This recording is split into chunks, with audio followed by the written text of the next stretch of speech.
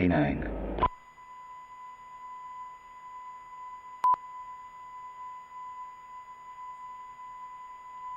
This is the Northern Ireland Assembly Committee Room 29. This is the Northern Ireland Assembly Committee Room 29.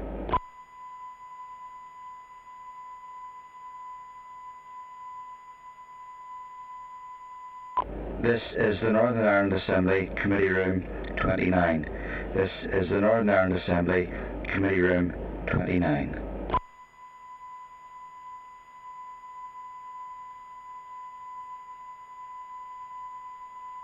This is the Northern Ireland Assembly Committee Room 29. This is the Northern Ireland Assembly Committee Room 29.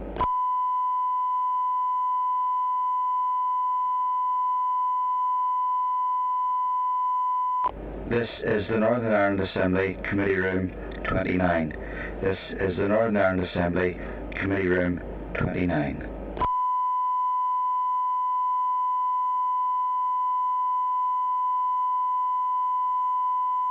This is the Northern Ireland Assembly Committee Room 29. This is the Northern Ireland Assembly Committee Room 29.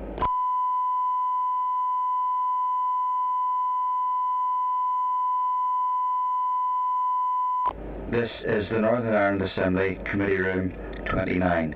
This is the Northern Ireland Assembly Committee Room 29.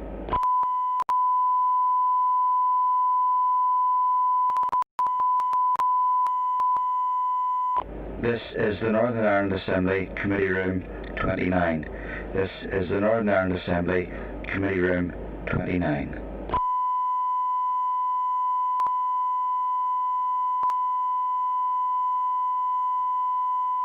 This is the Northern Ireland Assembly Committee Room 29. This is the Northern Ireland Assembly Committee Room 29.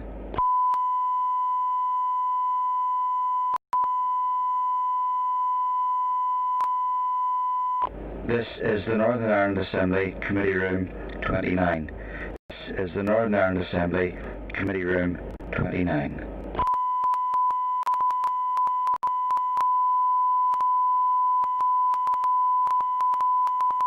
This is the Northern Ireland Assembly Committee Room 29. This is the Northern Ireland Assembly Committee Room 29.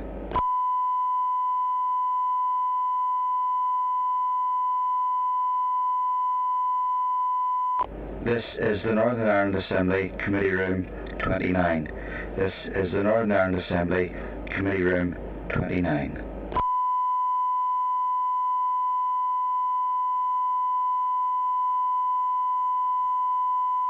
This is the Northern Ireland Assembly Committee Room 29. This is the Northern Ireland Assembly Committee Room 29.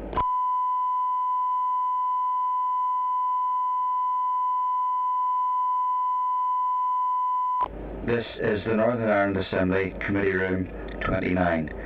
This is the Northern Ireland Assembly Committee Room 29.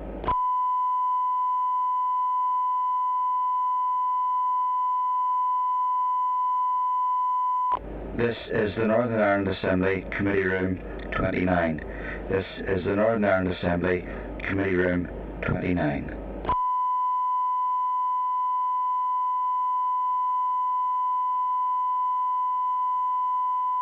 This is the Northern Ireland Assembly Committee Room 29. This is the Northern Ireland Assembly Committee Room 29.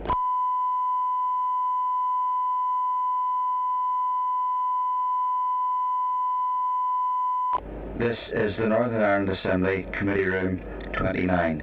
This is the Northern Ireland Assembly Committee Room 29.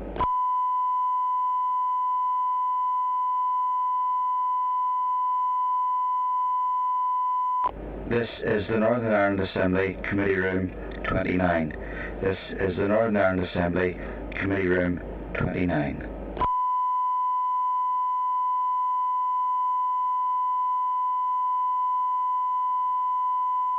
This is the Northern Ireland Assembly Committee Room 29. This is the Northern Ireland Assembly Committee Room 29.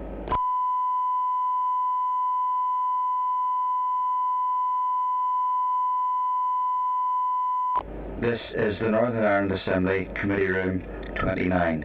This is the Northern Ireland Assembly Committee Room 29.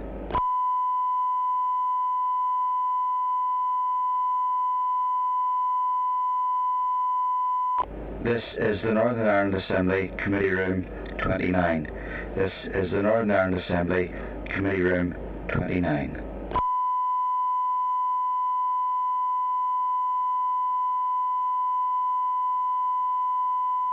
This is the Northern Ireland Assembly Committee Room 29. This is the Northern Ireland Assembly Committee Room 29.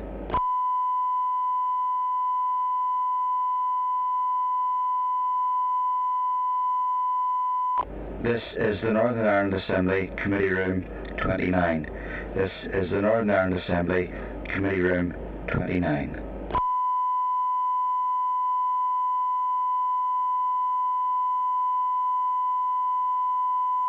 This is the Northern Ireland Assembly Committee Room 29.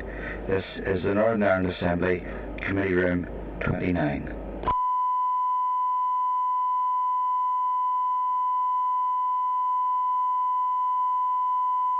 This is the Northern Ireland Assembly Committee Room 29. This is the Northern Ireland Assembly Committee Room 29.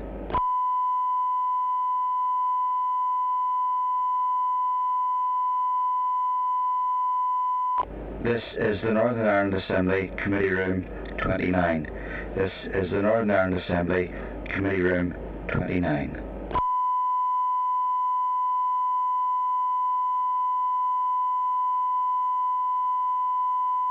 This is the Northern Ireland Assembly Committee Room 29. This is the Northern Ireland Assembly Committee Room 29.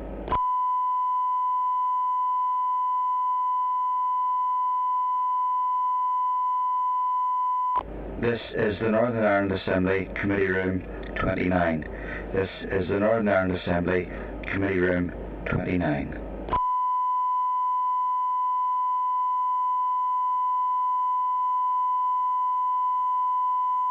This is the Northern Ireland Assembly Committee Room 29. This is the Northern Ireland Assembly Committee Room 29.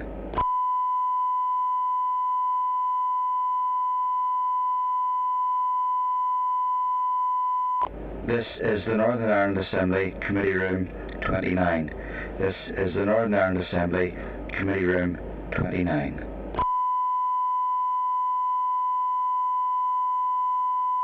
is the Northern Ireland Assembly Committee Room 29. This is the Northern Ireland Assembly Committee Room 29. This is the Northern Ireland Assembly Committee Room 29.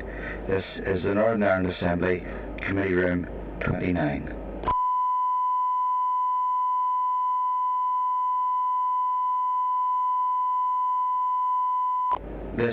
Northern Ireland Assembly Committee Room 29. This is the Northern Ireland Assembly Committee Room 29. This is the Northern Ireland Assembly Committee Room 29. This is the Northern Ireland Assembly Committee Room 29. This is the Northern Ireland Assembly Committee Room 29.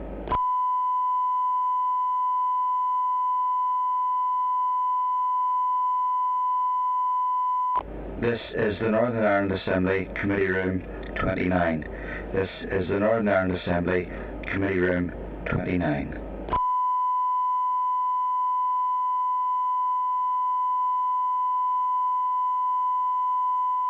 This is the Northern Ireland Assembly Committee Room 29. This is the Northern Ireland Assembly Committee Room 29.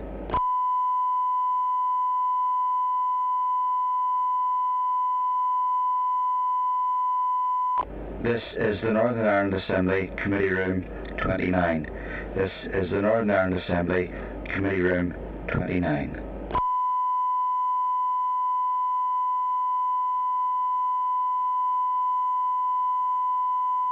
This is the Northern Ireland Assembly Committee Room 29.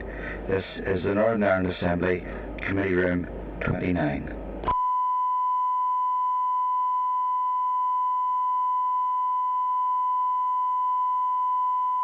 This is the Northern Ireland Assembly Committee Room 29.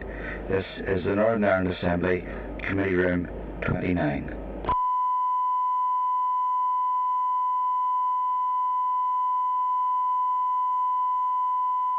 This is the Northern Ireland Assembly Committee Room 29.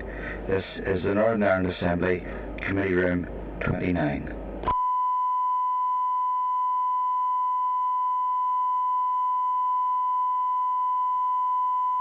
This is the Northern Ireland Assembly Committee Room 29. This is the Northern Ireland Assembly Committee Room 29.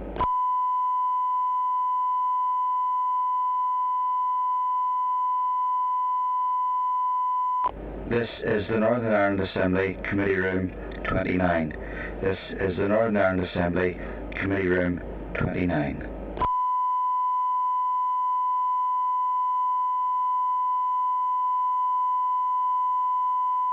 This is the Northern Ireland Assembly Committee Room 29.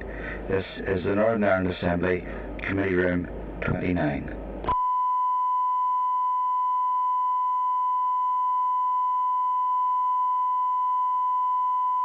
This is the Northern Ireland Assembly Committee Room 29. This is the Northern Ireland Assembly Committee Room 29.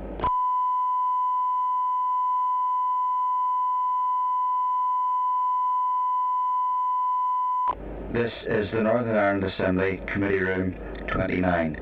This is the Northern Ireland Assembly Committee Room 29.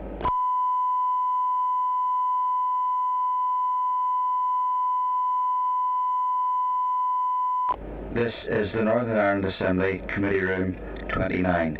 This is the Northern Ireland Assembly Committee Room 29.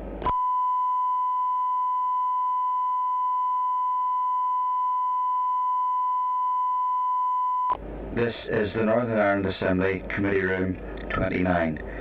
This is the Northern Ireland Assembly Committee Room 29.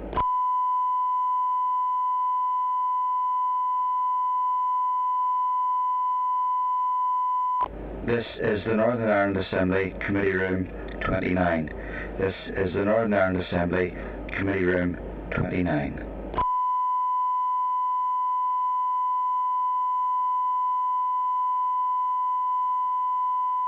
This is the Northern Ireland Assembly Committee Room 29. This is the Northern Ireland Assembly Committee Room 29.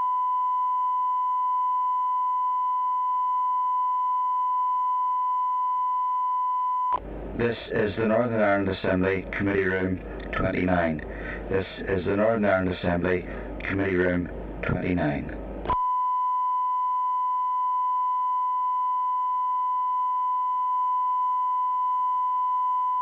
This is the Northern Ireland Assembly Committee Room 29.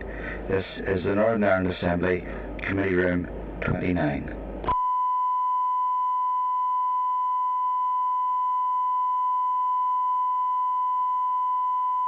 This is the Northern Ireland Assembly Committee Room 29.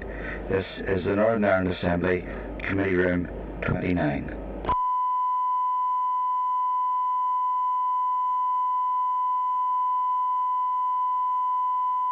This is the Northern Ireland Assembly Committee Room 29. This is the Northern Ireland Assembly Committee Room 29.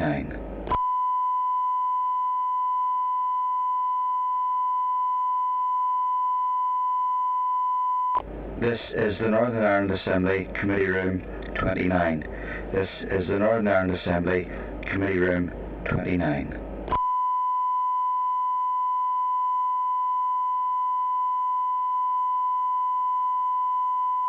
This is the Northern Ireland Assembly Committee Room 29. This is the Northern Ireland Assembly Committee Room 29.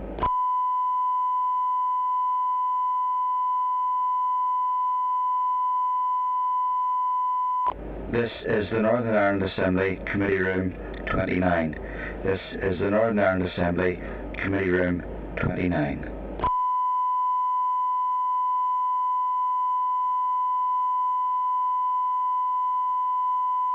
This is the Northern Ireland Assembly Committee Room 29. This is the Northern Ireland Assembly Committee Room 29.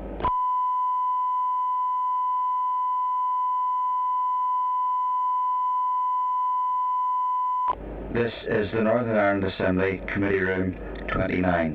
This is the Northern Ireland Assembly Committee Room. Good morning, everyone. You're very welcome to this morning's committee meeting. The committee will consider a briefing from the Minister on the resumption of driving test services. I've received apologies from Liz Kimmins and David Village. In the room is Dolores Kelly, Roy Beggs and Kath Boylan, and via Starleaf we have Andrew Muir, Keith Buchanan and Martina Anderson.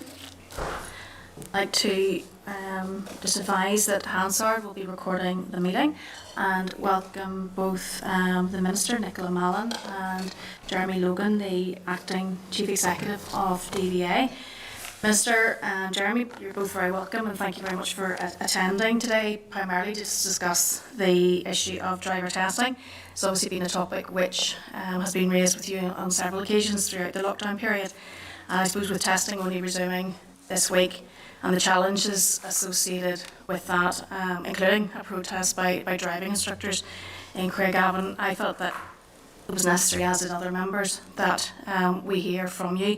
I understand that you only have 45 minutes with us and that you wish to make a short opening statement, after which members will follow up with some questions. Thank you very much, Chair. And yes, I have an executive meeting at 11, which has curtailed my time. I want to thank you, Chair, but before I begin, I would like to send my deepest sympathies to the families of those who yesterday lost their lives through COVID-related deaths. I think it's a poignant reminder that this virus is still very much with us and that we must all remain vigilant and act to keep each other safe. I very much welcome this opportunity to come to the committee today to clearly set out the facts and position on driving tests and ensure that all members of the committee are fully informed about the current position and the plans ahead. And I will be brief, Chair, as I know time is short and members will have questions. The COVID-19 pandemic has and continues to impact on all of our lives and on all public-facing services, be it health services, dental services, retail or running a restaurant. The range of necessary mitigations we need to put in place to keep each other safe in this new normal has reduced capacity, increased waiting times and caused disruption. The resumption of driving tests has not been immune from this impact. From the decision to suspend the service to its resumption, the priority remains the health and safety of both staff and customers. Members will be aware that the reinstatement of driving tests began back in July. From the 6th of July, motorbike driving testing resumed, and from the 20th of July, tests for drivers of buses, tractors and Module 4 CPC tests for lorry, bus and coach drivers were reinstated. Driver theory tests were also reintroduced from the 6th of July with safe social distancing in place. On the 28th of July, I announced that the DVA was planning to resume some practical car and lorry driving tests from the 1st of September. In preparation, working with the Chief Medical Officer, the Chief Scientific Advisor and staff and unions, the DVA management have developed an acceptable risk assessment for driving tests, standard operating procedures and templates have been revised, a driving instructor pack has been issued to the industry and uploaded onto NI Direct, and social media has also been updated. And as planned, DVA examiners commenced tests from the 1st of September. I have set out on numerous occasions a plan over the next few weeks. From the 1st of September, around 200 key workers, which includes doctors, nurses and frontline workers, are being tested first, followed by those customers, most of whom are young people, who had their test cancelled to ensure they are not further inconvenienced. The DVA has started to contact these customers, of which there are approximately 3,800, to arrange the scheduling of their tests starting from the 1st of September, and the remainder will be contacted shortly to get a suitable appointment. The DVA estimates that it will be around 6 to 8 weeks from the 1st of September to clear the backlog of these cancelled tests and tests for key workers. We therefore anticipate a resumption of normal service by October, November. A further update will be provided by the DVA to advise when it is opening its booking system for all other new customers. These new customers will be given appointments as soon as possible. The health and safety of staff and customers is our priority, and in the middle of a pandemic, undoubtedly, there will be a delay and disruption. However, the DVA is working as quickly as possible to restore services. Driving tests have commenced at all DVA sites, including Belfast and Newtonards, with the current exception of Craigavon. While it is possible to conduct MOT testing inside the test centre, the DVA cannot safely conduct driving tests from the centre at this time. The reason for this is that the grounds of the Craigavon Test Centre are currently being used by the Department of Health to conduct COVID-19 testing, and the Department of Health is understandably seeing a higher level of demand for testing given the increased R rate and clusters emerging in this area.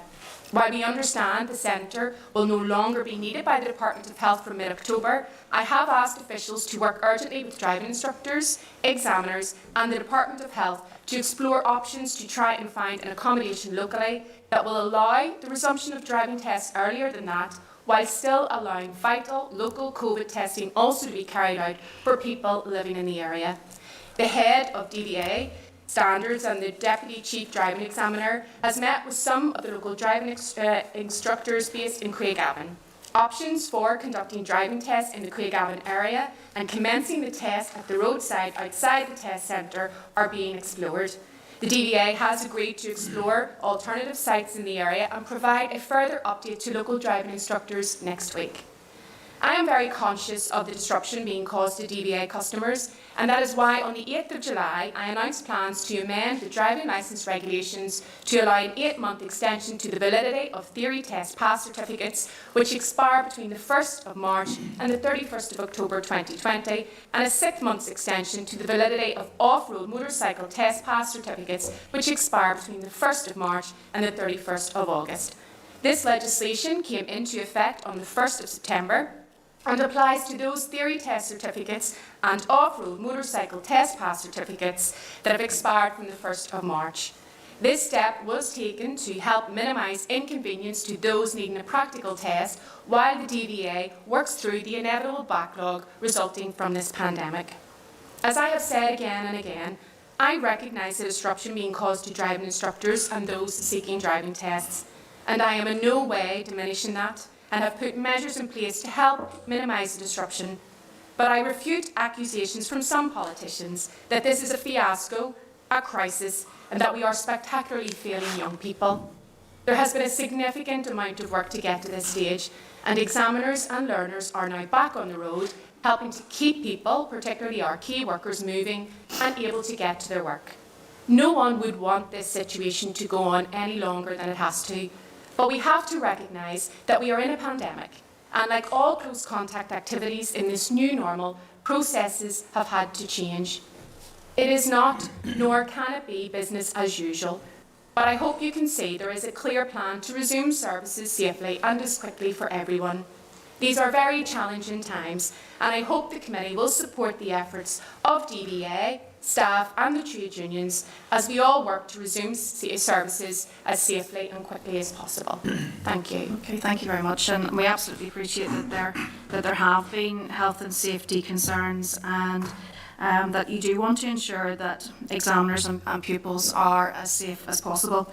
But we do have a situation where instructors have been back at work since July. In fact, we were informed that they didn't ever have to stop working, bizarrely, but in that instance, they were back to work since July, where they were able to make adjustments to create a very safe environment within days.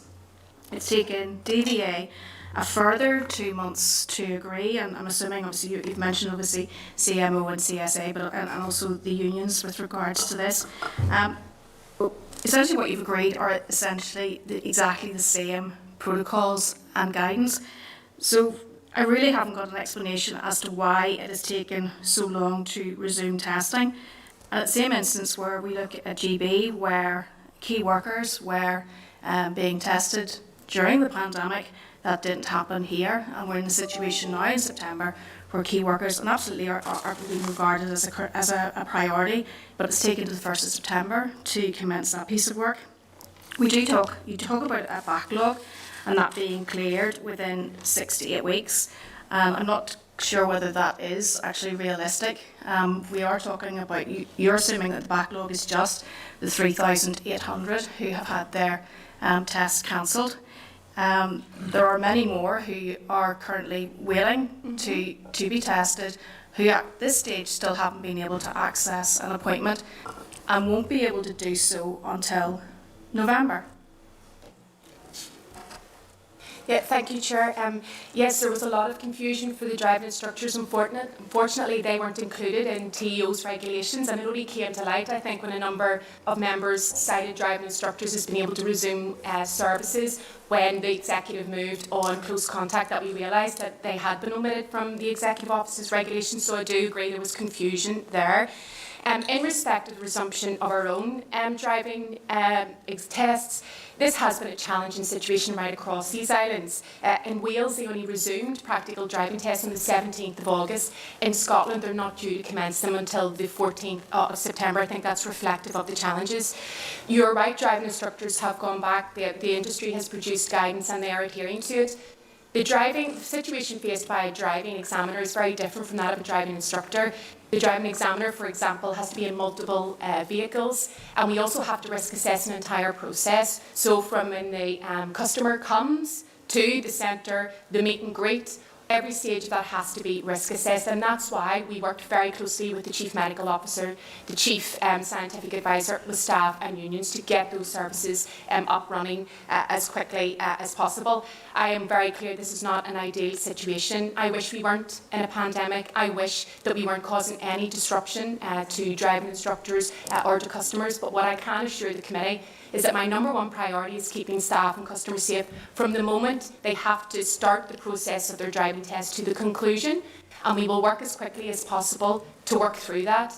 You question around the backlog. We have 3,800 people. That equates to the priority appointments, the doctors, the nurses, and then we have a number who had their tests cancelled. I think it is very unfair for them to have had their tests cancelled, and that's why I took the decision that we should make sure that they can get their tests first to minimise disruption. But you're absolutely right. There are many other people who would wish to get a driving test. Once we work through the backlog of the priority groups that we have identified, we will move as quickly as possible to get those people appointments.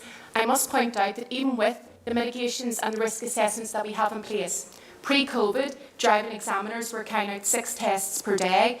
Even with the significant risks assessments that are in place and all of the mitigations, they are currently carrying out 5 tests per day. I think that demonstrates that we are doing everything that we can to work through as many customers safely and as quickly as possible. So, but in reality, the backlog that you refer to really then that is cleared will really only take us to a situation where we would be in June. So we're at a standing position in that there are many more thousands which actually are adding to that backlog, and it will take several months probably to clear that amount of tests which will be required. With regards to a plan to address the backlog, and you've already mentioned how they're now doing a test less per day, how are you going to address the numbers crisis that we're going to be facing? I mean, is there an opportunity to bring on additional examiners? First of all, we don't know the number of people who will be seeking a driving test, because I don't think that we can, with 100% accuracy, extrapolate from the year previous to COVID and just assume that all of those numbers will transfer across. People weren't able to avail of driving tests for some time. People weren't able to avail of theory tests for some time. As an executive, we are encouraging people to work from home where they can. So circumstances have quite significantly changed in the new normal. That is not to say that we are not anticipating a surge in demand. We are, and we have been working through a number of potential options. We have been examining the potential of recruiting additional driving examiners. The committee will appreciate that a recruitment process and a training process is quite a lengthy process in itself. So we have to ask ourselves, given it will be a short-term surge in demand, is that a viable option? But it is being explored. We're also looking at increasing testing capacity into the evening and into Sundays, but I'm sure Jeremy will come in. There are risks with that around road traffic levels and whether that is a fair assessment of a driving test to ensure that someone is safe to take to the roads. So we have been working through a number of practical options. I want to make it clear that if anyone, and I'm not saying this that anyone in the committee would be thinking this, but if anyone is thinking that myself or DVA are sitting twiddling their thumbs in the face of this situation, I can assure you that we're absolutely not.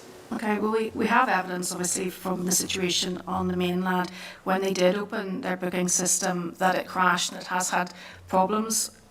Are you content that the system which you have in place will be fit for purpose? Well, as you say, and because it is unprecedented times and things are hugely challenging, the system in England did crash. We are in contact with DVSA. We are looking at IT as well, because it will be a challenge and there will be difficulties with it, there's no doubt about it, but we are trying to anticipate that and trying to work through those in advance. Jeremy, if you wish to come in and add anything further. Yes, we have been in contact with DVSA and we're well aware of the problems that they faced with the booking system, and to be fair, they were dealing with proportionally a huge number of driving test applications throughout the UK.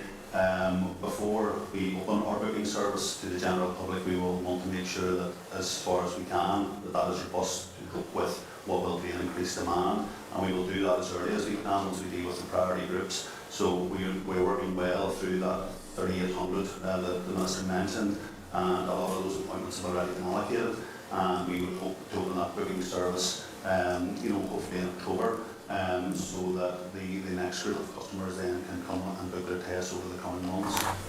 Okay. So, I think the controls and the measures that we have to make make sure that our IT system and our online booking service is robust.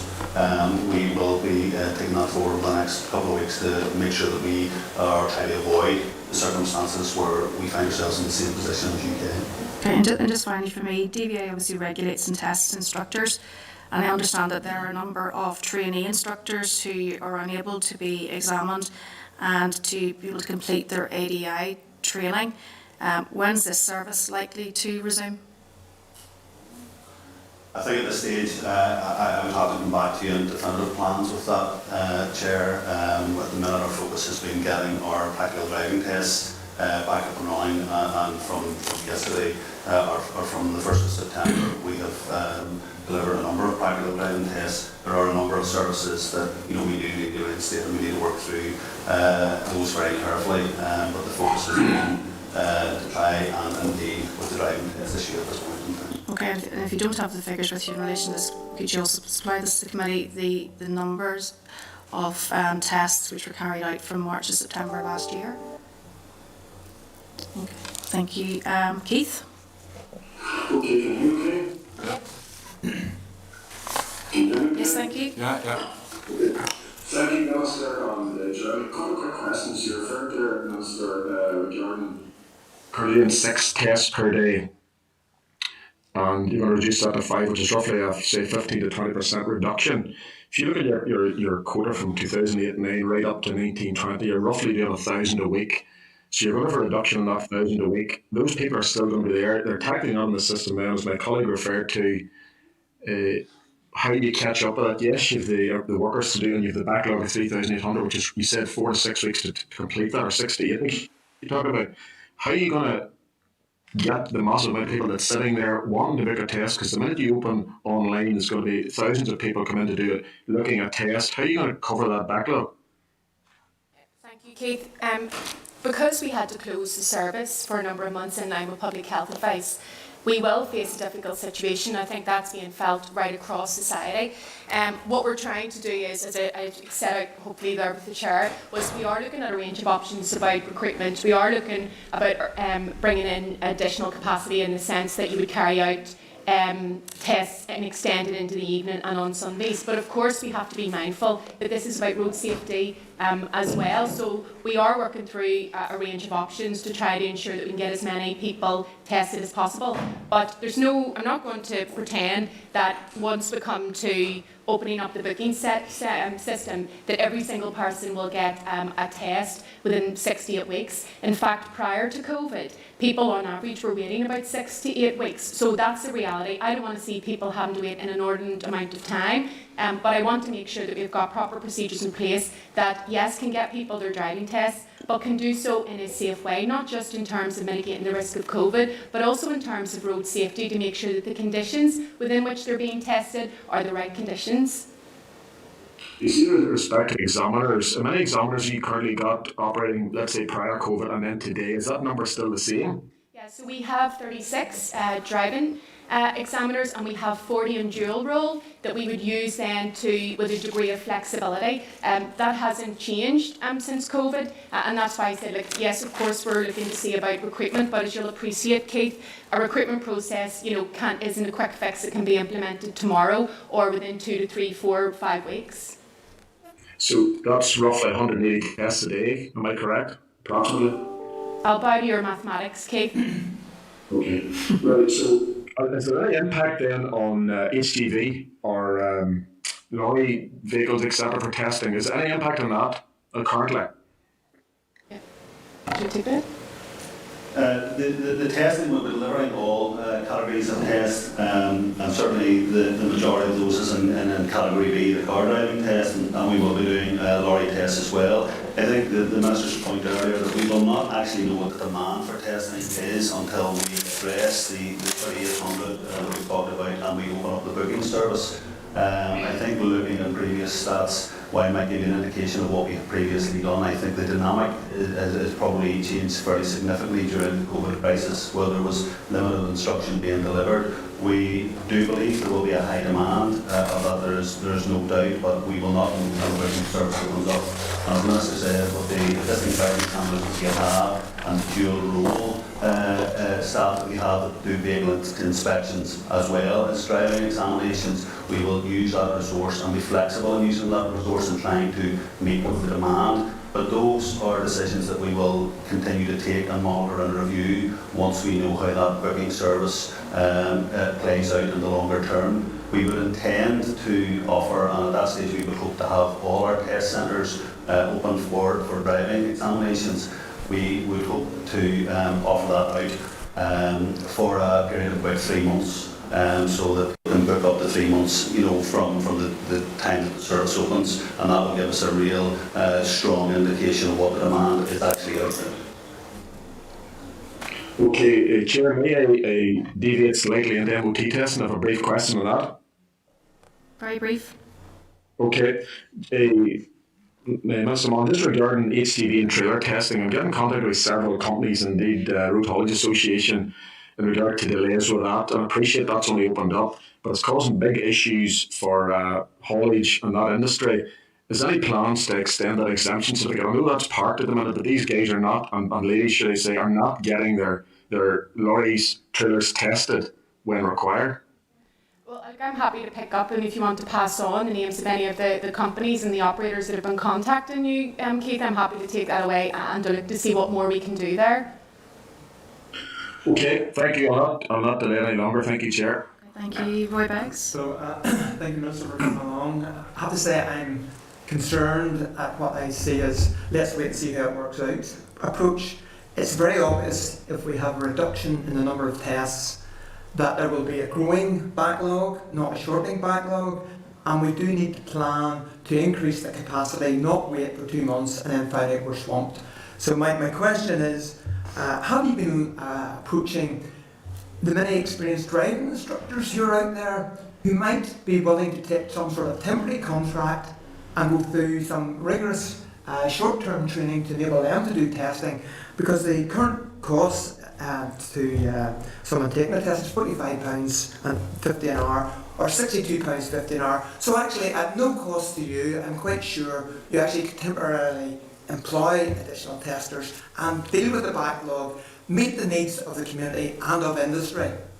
So have you looked at a short-term fix, bypassing the long-term recruitment process that the civil service traditionally does, because this is an emergency which you can see coming? I wouldn't accept that we're sitting back, not doing anything and having a wait and see approach. As I said, we're looking at a range of options, one of which includes a recruitment drive. There are policies and procedures that you have to go through in order to do that. Also mindful that there is a significant resource that would apply to this. And so we're working through to see what we can do in the best interest of those who are seeking tests. We have to operate within certain processes, and we also have to be mindful that we take people on, we recruit them, we spend the time training them up, and then we could get to a point where they're superfluous to a requirement in the sense we have managed to work through the backlog. So I want to reassure you that it's not we're not looking at anything, we're adopting a wait-and-see approach. We are practically working through a number of options, and we're trying to see which is viable, and if it's viable and if it's a solution, then we will take it forward. I hope that we have demonstrated that as a department. The whole way through this pandemic, we've put in a series of very practical measures to try to minimise disruption to taxis, to hauliers, to those who are now seeking their driving tests, and this is about trying to identify those practical solutions. We're thinking through them, we're working through them, and if they're viable and we can get them in place, we will do so as quickly as possible. Specifically, are you looking at short-term temporary workers that could be on call to deal with this, and perhaps get rid of this long-term situation where you have to wait 6 to 8 weeks as a norm? That's not a good service to customers. Well, we haven't approached any driving examiners to seek them to recruit. Yeah, as I said, we're working through a range of potential practical solutions, and certainly we can look at that. That's not an issue for me. And then finally, in terms of your definition of key workers, I see in the departmental statement on the 2nd of September that you talk about directly limited resource towards provision of essential and key worker services. But in regard to the resumption of driving tests, a new definition has been introduced: high priority critical workers. So my question is, when will all key workers have access to a driving test? I've been contacted by a constituent who provides broadband to isolated rural communities, whose new engineer needs a driving test.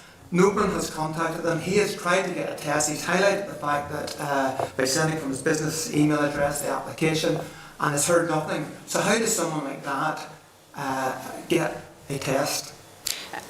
Well, the DVA's key worker criteria mirrors that in DVSA. So what it has identified in the first instance is emergency service, NHS workers, care workers and others involved in food distribution, and in terms of security as well, they're all being prioritised. I accept that your constituent is a priority worker. We have a large number of priority workers. We're trying to work through them, but we have to have a criteria with which to apply, and that is the one that we're using in the first instance. I'm thinking, is he a key worker or is he a high priority critical worker? Well, at this stage, the categories that I've set out are considered to be the first group of priority workers. That would be those on the front line in terms of the health crisis and others. So we have to try to apply a system and a criteria as fairly as possible. And in the first instance, that is the initial group that we have identified, as is the case in DVSA in England. Again, just highlighting the fact telecommunications is essential to many isolated communities. For many workers who are working from homes and broadband systems go down, it actually can be difficult for some people to contact their doctor. There are isolated places where there are difficult phone communications, and sometimes wireless broadbands is the only means of communication. So I would ask that you prioritise that group. Okay. Thank you, Mr. Boylan. Thanks, Sharon. You're very welcome, Minister, and thanks, Doctor. And me, I know my Minister, I say that any staff or any of your members were sitting on their hands, but I will say this: when you're sitting in the constituency office and you're getting a number of complaints and a number of questions, it's very difficult for us to, correspond with people in relation to that. There's been a number of questions asked, but I want to go back to this. It's probably to Jeremy, and Mr. Buchanan mentioned this. Would it not be safer just to have a look at a mean average over the last 4 or 5 years of the number of tests, say done from June to whatever period? Because I'm concerned with the November period. We can target the key workers, but I would be concerned that the numbers are going to come in November, that you may not be. So if you took a mean average over the last 4 or 5 years, it would give you a rough idea with projections in relation to numbers.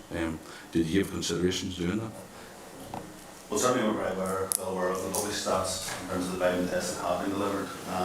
In these extraordinary times, I don't know that they create an indicator, as you say, but an accurate barometer of what we might be faced with come November and October.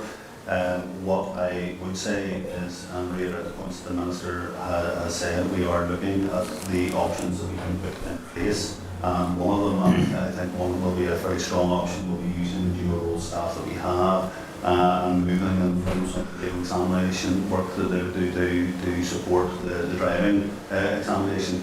Now, one thing I would say is that we're delivering the driving exams from our test centre sites in Maine. Those sites are multiple occupancy sites, so we have the added issue of delivering vehicle testing and managing the maintenance and the fabric of that building in terms of the public health advice and social distancing and guidance for our own staff using those facilities. Going back to the point that the Chair made earlier on in terms of the differences between the driving instructor, there's a range of different duties that driving examiners must undertake in terms of meet and greet and manoeuvres and eyesight tests as part of the driving exam. So all of those factors have had to be fully risk assessed and endorsed by the Department of Health, and we have taken some lengths and had very positive engagement with staff and unions in the response to putting in a very robust and necessary and proportionate risk assessment. So there are a number of factors that, while COVID exists, will limit capacity across the network to deliver the test. That said, we will have the resource available through the existing 37 examiners we have and the dual role staff that will come in to augment that. But I do not know, and I go back to the point, until we open the booking service, we will not have the full flavour of how many, what the demand for tests is, because clearly during the COVID lockdown period a lot of construction wasn't happening as well. So I take your point as an indicator, but I don't know how accurate a barometer that will be, and we will know that in the reasonably near future. Well, I'd be very concerned because I know that, and I have to stand up for the rural communities here, they're very reliant on their own transport because of lack of public transport. I just want to go back to the Craigavon issue because it is a worrying, and I'm mindful also of the Orbit and the ABC area, and we're also mindful of that. Very concerned. Would you give consideration to, some kind of temporary operation there to transport the people in that area? Because a number of us have been contacted, and I'm sure the committee would support that if you could address that issue in terms. Yeah, and it is a unique situation in Craigavon because we are able to conduct the MOT testing inside the centre.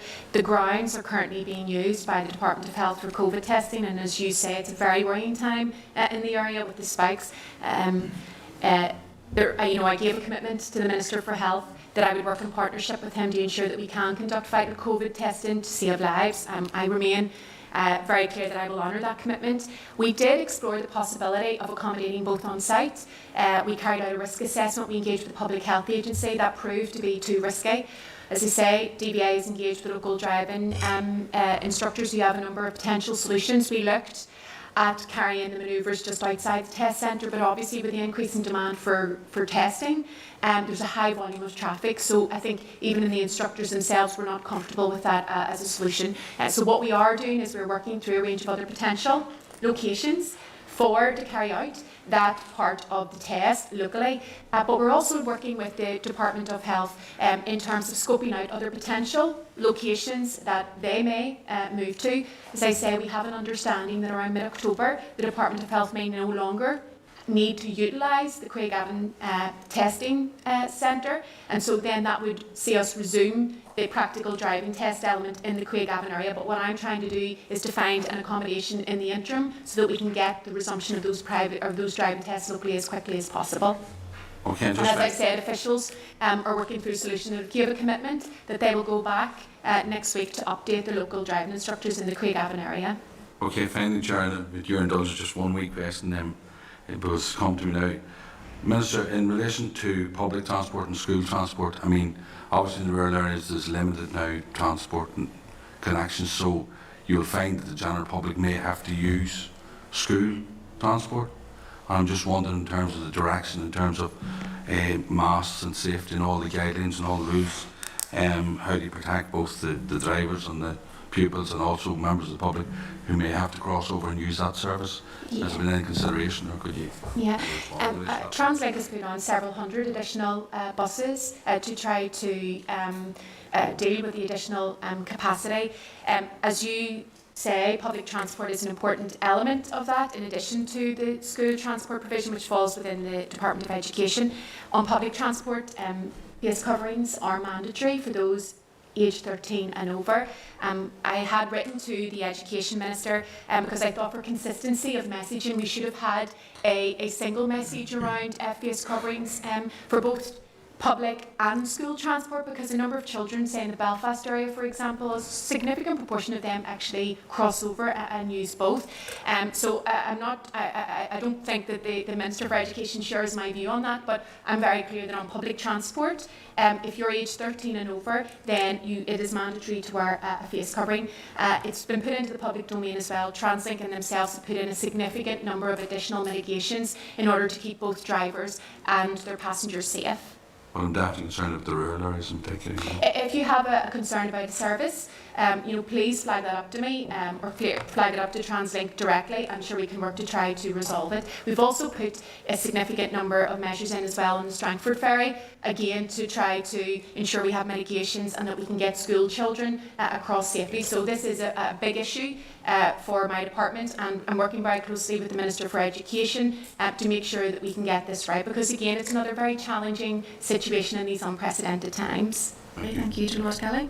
Thanks, Chair, and thank you, Minister, for coming along this morning. I think, Chair, I'd like to make a more general point before I specifically ask about Craigavon, because I'm sure members will understand that's where I'm getting the most representation from. But it is a more general point around the expectation of the public in terms of delivery of public services going forward whilst we're still in a pandemic, and where there are many concerns about a second surge. And I do want to say it should be a note of caution, and I hope the Minister at the executive meeting will raise that issue, because I understand an individual's concerns about their own business or their own driving test, but I think we're all part of a much wider society, if you like, and citizenship responsibilities in terms of what can and cannot be done. I think people need, and I think there needs to be a joint message go out from the First and Deputy First Minister, if possible, about how we're coming out of the crisis, and not only just in terms of economic recovery, but also about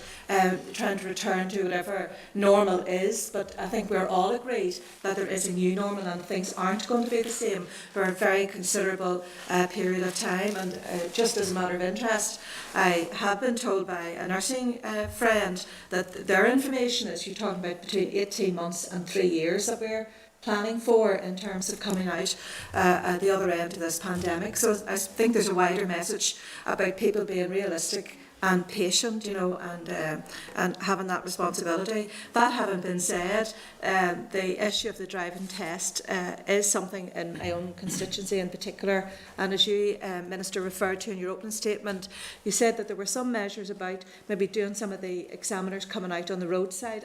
I know where the test centre is, I don't know if the rest of you know, but there's not a lot of flexibility in terms of access, and because of the number of other businesses in the neighbourhood.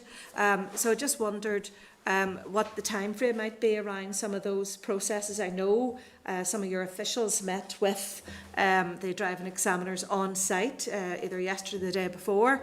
I do think there's a real need to correspond meaningfully with the driving instructors who are alarmed at what might be the rising cost for their students, if you like, in terms of having to learn a route elsewhere. But I suppose one might say, Chair, if you're learning to drive in Craigavon, you should be able to know the Lisburn, you know what I mean? You should be able to drive all over if you're really up to your... But as someone who just scraped through in her driving test, I understand that dilemma. Craigavon's unique, Chair. Craigavon's unique, We have a lot of roundabouts, that's for sure. Yeah.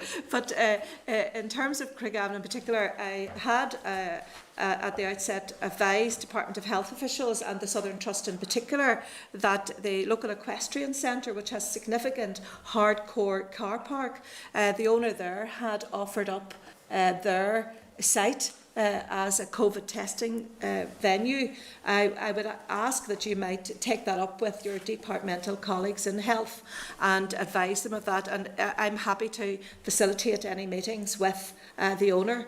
Obviously, there's some activity has started again, but I'm sure the site is big enough, to accommodate. I'm sure he'd be very keen to assist. Thank you. Yes, as you say, we're in a pandemic and there's been global disruption, and Northern Ireland and our services have been impacted upon, and the reality is that they will be impacted on for quite some time, because we have had to, out of necessity, introduced a series of mitigations and measures that means that we can't, whether you're a restaurateur, whether you have a retail shop, whether you're a dentist, whether you're working in the NHS, you're not able to provide the same service at the same level in terms of the numbers that you would have been before. That doesn't mean that we shouldn't have ambition to try to reduce waiting times, but I think from public health, I think it's very important that there is a management of expectation as well, because we have to constantly remind people, as we're seeing in Craigavon area, that this virus is still very much with us, and we have seen the impact of mixed messaging and how that plays out among the public. So I'm with you on that. In terms of the Craigavon area, as you say, there's been a meeting was held with the local driving instructors. I think there was a view among some of the driving instructors that the COVID testing site would remain in the Craigavon testing centre well into 2021. As I said, our understanding is come mid-October, the Department of Health may no longer use the site. So what we're trying to do is, in the interim, we're looking to see can we find an alternative location locally in order for the practical driving test to be carried out. At the same time, I know the Department of Health are scoping alternative locations themselves to ensure that, and something I would very much support, that the people living in the Craigavon area have good, quick access to COVID testing. I think that's critical. And as I've said, officials are scoping through some of the practical options on the table to see which are viable, and they've gave a commitment that they will go back to the local driving instructors next week to update them on that.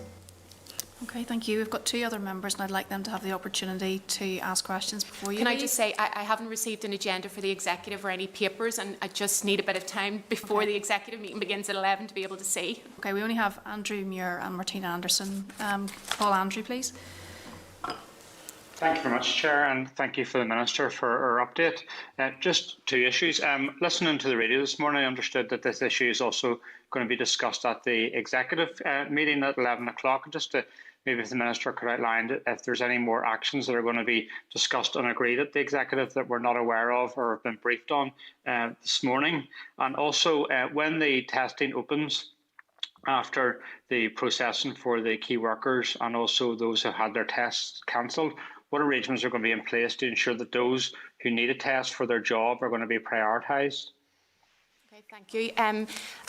I learned that this issue was going to be on the executive agenda via GMU this morning, Andrew, so I'm not clear if there's going to be any additional practical papers or any discussion. New decade-old approach. You know, I'll learn when we go into the executive meeting, but I do hope that at this executive meeting we're able to discuss and see a paper on the COVID recovery plan in general, because I think given the fact that we're now in September, there's a critical need to have a cohesive and strategic economic recovery plan as we try to work our way through this. I'll maybe hand over in terms of the technical question to Jeremy, if that's okay with you.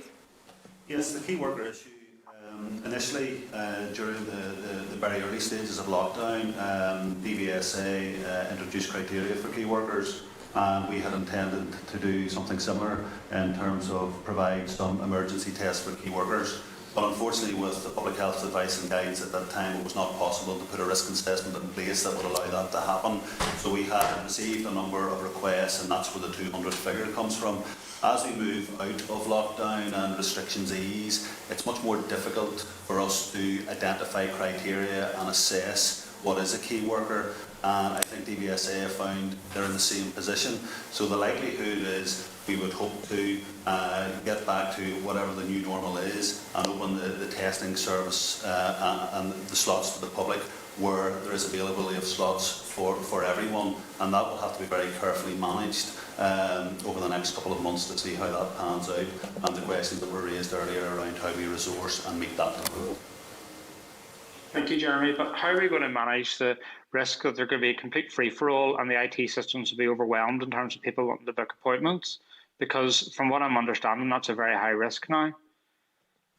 Well, it's certainly a very high risk, and it's something that DVSA have experienced, and we will work with DVSA to learn lessons from how they manage their process, and we've already agreed that their technical support around some of their systems will engage with our own staff and our own IT providers to try and mitigate any risk of there being a crash of our own booking system once that's issued.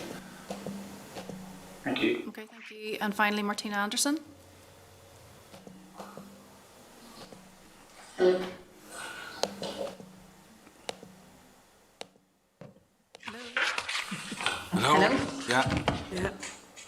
Okay, can you hear me? Yeah. Yeah.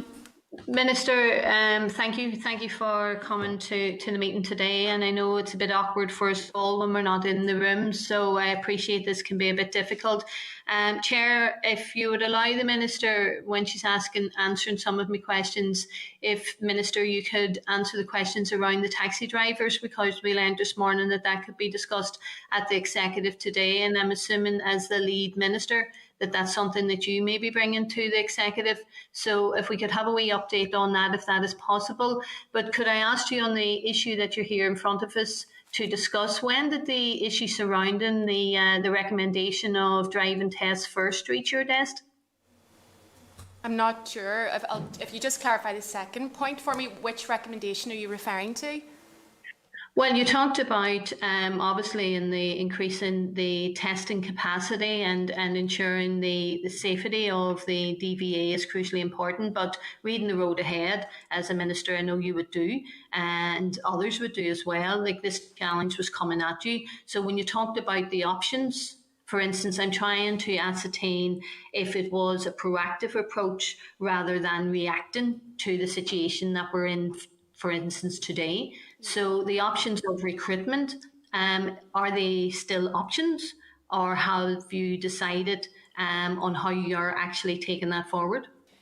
So I have asked for options to be brought forward, for those to be worked through in terms of viability, risk assessments in terms of COVID, road safety, and also the financial implications as well. So that work is being done. And then, as is this process, a paper will come to me with a series of recommendations, and then I will be taking decisions on that. On the issue of taxis, as you will know, Martina, I've been raising for some time the need for financial support for the industry. I very much agree with your party colleague, Kivi Archibald, who is the chair of the Economy Committee. I noticed her statement last week, I think it was, calling on the Economy Minister, who has responsibility for the area of the self-employed and taxi drivers, to bring forward a financial package. So I want to say I'm very supportive of that statement from Kivi Archibald, and as I've said to the Economy Minister on a number of occasions, I'm keen, having access to information as regulator, to work with the Minister for Economy and others to ensure that we can get support to all those who have fallen through the cracks. We have the movement excluded NI. We need to be doing what we can as an executive to be able to better support people through this incredibly difficult time. Minister, well, I think you would be very clear in also understanding what Kiva Archibald understands, that the Minister of the Economy would implement the scheme, but you as lead Minister for the taxi industry would be the Minister that would be seeking support in the Executive to get that scheme up and running, and that's what I was hoping that you'd be bringing forward today.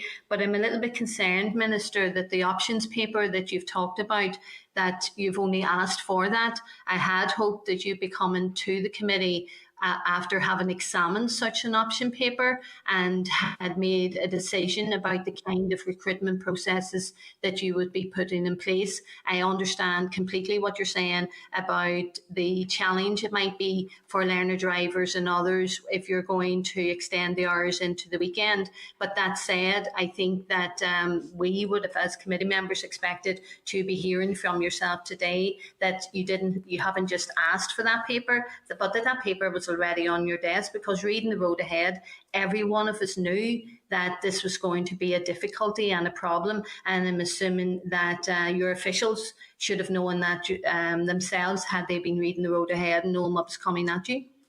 Yeah, and as I said, I have proactively requested, and that work is being done. I'm sure you would agree that these things have to be assessed properly to ensure that they are viable solutions. And as I said, I don't think we've been found wanting as a department in terms of bringing forward practical solutions to help people during this very difficult time that fall within our statutory responsibility. You will also be aware that my statutory responsibilities in terms of financial hardship schemes is very clear. I think that's why your party colleague recognised that as chair of the committee. The Economy Minister, working with the Finance Minister, has brought forward a number of hardship schemes, recognising the loss of income across a number of sectors. I've said very clearly that I would be supportive of money going to those and support going to those who haven't been able to avail of any of the existing schemes to date. And I will do absolutely everything within my statutory responsibility to ensure that we can play our part in getting support to those industries.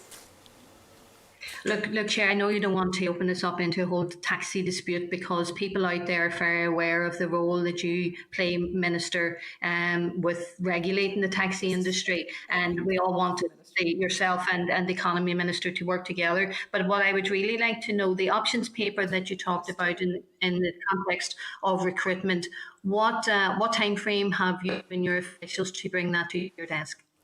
Well, when it's brought to my desk, I will give it very careful consideration, and like I do on a range of issues, I will ensure that the committee and the public and the sectors involved are kept clearly updated.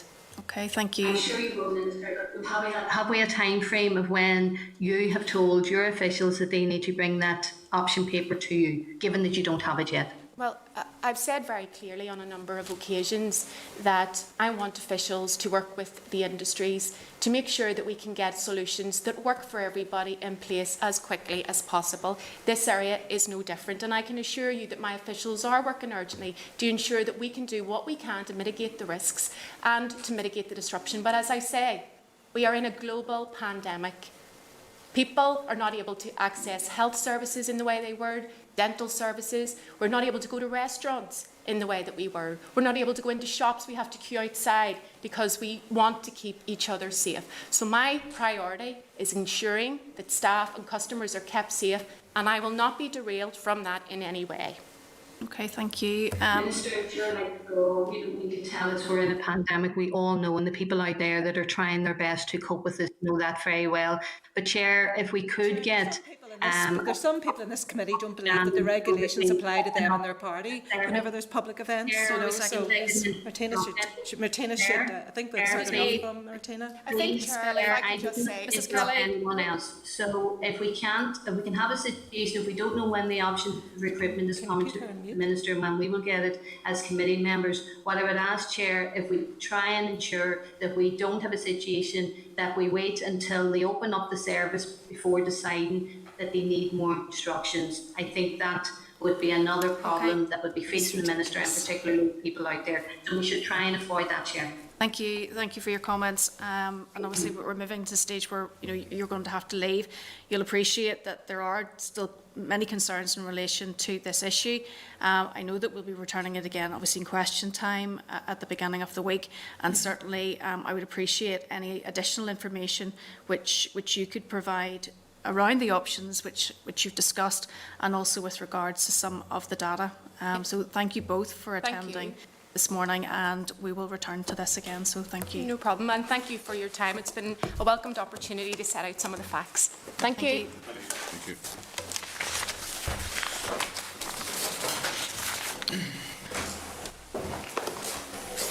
Okay, so members, obviously we will be returning to this again. We may want to discuss it again. Obviously, we've got our strategy day next week, and that may then form part of our planning and having the Minister come to us again. The Minister's coming up in a few weeks for an update briefing. Okay. It's the 23rd. Okay, thank you. So the date and time, location of the next meeting. Chair, just on that, because I appreciate it. I appreciate the opportunity to have the meeting today, but the reality is that things are moving so fast here and roads are changing, different regulations are coming on board, and we as a scrutiny committee, we definitely need to be, on top of it all. Like, we were off for a couple of weeks there, but there's things that are brought up today. And I know it was difficult for members because it was a one topic issue, but there was some other issues raised that's very important. No, we need to recognise that as well. Yeah. And I think we need to be very clear around some of the priorities for this committee, and certainly have that discussion at next Wednesday's meeting, because I think it's important that we do that. As you say, there are many issues associated with COVID, and also big strategic stuff that aren't, which are actually coming down the line. As one of their members referred to, we have to see what else is coming, and not to be surprised. So if members can come prepared to have those discussions next week, we very much appreciate it. Mr. Beggs. Just thank you for calling the meeting, because I think I picked up a degree of complacency there, almost that I should have waited 2 months and see what the demand is. It's too late to react then. We know it's going to be swamped. We know our capability of training, our testing is down 15%. You know there's going to be a problem now. and aside from the backlog. So I think it's important that we make sure that they react. Absolutely. And the department No, and provides the services needed. I don't think we should underestimate the problem that there is out there with regards to that, and the impact that it's having not only on those who are seeking tests, but also on instructors and their businesses as well. But and appreciating that, but also the fact that we're in a pandemic. Well, I think it is uncharted waters. We so are all agreed on that. I think, Dolores, we are all mindful of that too. Civil service needs to adapt as well. We are all mindful absolutely, of that. no doubt about that. Any other members have any comments at the stage? We move to close. Okay. Thank you. So next meeting will take place the next formal meeting will be the 16th of September in the Senate chamber, but our strategy day will be next Wednesday at what time? 10 a.m. in room 115. Okay. So members are content the meeting's adjourned. Thank you. Great, Thank you. Committee room 29.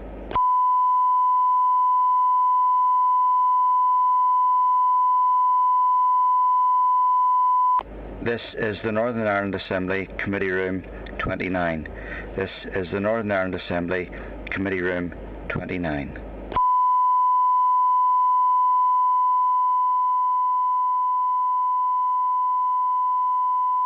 This is the Northern Ireland Assembly Committee Room 29. This is the Northern Ireland Assembly Committee Room 29.